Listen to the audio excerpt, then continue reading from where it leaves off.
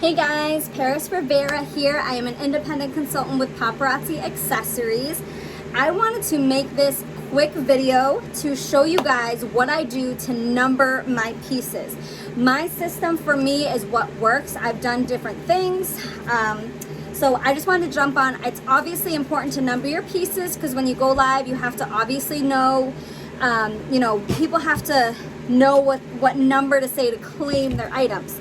So when I first started with Paparazzi, I had got these cards from Amazon. I'm pretty sure in your Paparazzi back office that they do have numbered cards. These are mirrored cards, so when you go live, everything is backwards. So it has like one side has it the right way, the other side is backwards. So that way when you're live, your customers can see it. And these are great. A lot of consultants just use these and that's totally fine. Personally, I loved it at first. I think this is a great route to go for like your starter kit and maybe your first couple orders. If you're only ordering like one of each item, just because you're gonna sell out of your items really quick.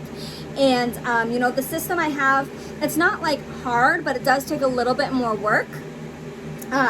But either way, so this is what I started with. Definitely something you can do even at first for the first bit. What I found for me personally is that it started getting confusing for me. When my customers would then like message me after my live and be like, oh, do you have number 5, 10, 6, and 7? And I would have to go back to the live and try to figure out what those were because I didn't always, hang the numbers with the pieces. I did it, or it might have sold out. So I had a hard time keeping track of things. Plus then if I had like 2 or 3 of an item, I was having to dig through the box to find it. It just was super like messy for me. So then I started getting Ziploc bags actually. I got, just these Ziploc bags from the store. And so I started putting my multiples in there and I still use my number cards. That was a lot easier. So that's definitely something that you can do. And so now I have this whole different numbering system that I actually got from another consultant. I watched it in a training once. And obviously you can kind of tweak and twist it whichever way you want. I'm pretty sure she ordered these large like rolls from Amazon that had numbers already on it. For me, I just do it myself. So I literally started with number 1.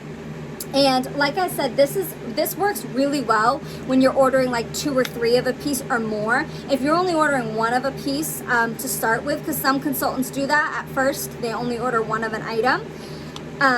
It may be like a little bit more time consuming, but it honestly doesn't take me long. So anyways, I got this. This is a large sheet. It's these little squares you can see. And I can't remember how many comes in a pack, but they're from Walmart. Not Walmart. They're from Amazon. Let me look it up really quick. So I order these from Amazon. It comes in a pack of them. When I first started doing this, I did just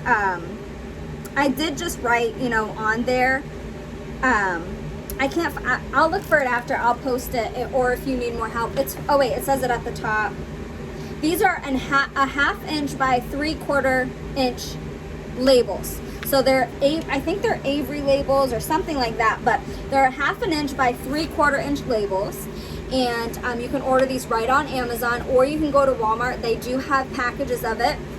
I like the bigger sheets because as you can see, I print on mine now. When I first started doing this, guys, I just wrote it. I didn't care because it is a little more time consuming to type it out. But anyways, so what I do is you can see I have double rows of the same numbers. So one number, I started at number 1. I've just gone up from there. So I put 1 of the stickers on a piece. This is the piece I'm showing, and I have the number on it, and this is the one I also hang on my pegboard.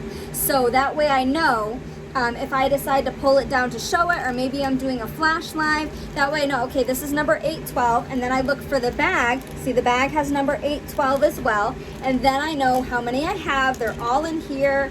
And even if this was, like, say this was my very last one, I would still keep the bag, and I like to keep my wrappers, and I just put the wrapper in here. So that way when I ship it or give it to my customer, I can put it back into the wrapper. It just looks nice and clean, but you definitely don't have to do that. And then, because I have a lot of jewelry now, I bought these These are from Walmart. I think it comes in like a pack of, I don't know, maybe 4. And this is actually dry erase label, but you don't need to do this. I just started doing this, but I have them in order in here. So this, for example, this one starts at 716 and it goes to 760. So I have them in order in here, and what this does for me is it makes it easier for keeping track of my jewelry. It makes it easier for, like I said, if I do a flash live or somebody wants something, or maybe they message me the next day and say, hey, do you still have number 715? I can go back and look and see what I have, and it just makes it easier. I also put my items into square, which I will definitely do a separate little training on that as well. You definitely don't have to do that. When I first started in the square, all I did was necklace, bracelet, earrings, ring. That was it. Kept it simple, and that's super easy. But anyways, so all I do is I have double. When I was writing it out, I would obviously write out 2 columns of the same numbers. I put 1 on the earrings that I'm gonna show and hang, and then I put 1 on the bag. And even when I come down to that last pair, I still have my bag with just the wrapper. I just find that this is easiest for me, and I just, like I said, I just keep going up. I started at number 1, I just keep going along. That way, each piece has its own number. If I happen to get in, like I said, I put my items in square. I don't want to get like too confusing, but if I happen to get a piece again, it's the same piece, same color, I usually will give it that same number that it had before, but you don't have to do that at first until you start using square and putting your items in. Anyways, but if I got it in one color and then the next week I got it in a different color, that different color would have a new number. So I would give that a new number. Not everyone does. Some people will put them together and just say one was red and one was blue, and the number was 800. You would say, okay, say 800 red for red or 800 blue for blue, and that's definitely an option as well. So anyways, I hope that helped as far as numbering goes. Like I said, you could just use the numbering cards. I think that's great, especially to start like with your starter kit for your first live. But anyways, if you guys have more questions on that, feel free to reach out to me.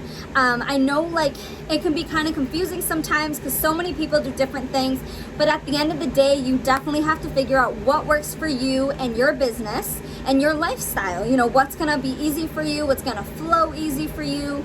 And that's why it's awesome that there's so many resources out there to come up with different ideas and kind of make it your own. That's what I did with this. Someone else did something, and she did it a little bit differently than I do. But I took her idea and I kind of made it my own. So you can do the same thing with this. You can take my idea, you can twist it and tweak it whichever way you want, and it just makes it easier so that you can fit it into your personal business. So anyways, I call you guys blessed. I hope you enjoy the rest of your day, and definitely subscribe if you haven't yet, because I have more training ideas I'll be doing. So make sure you guys stay tuned.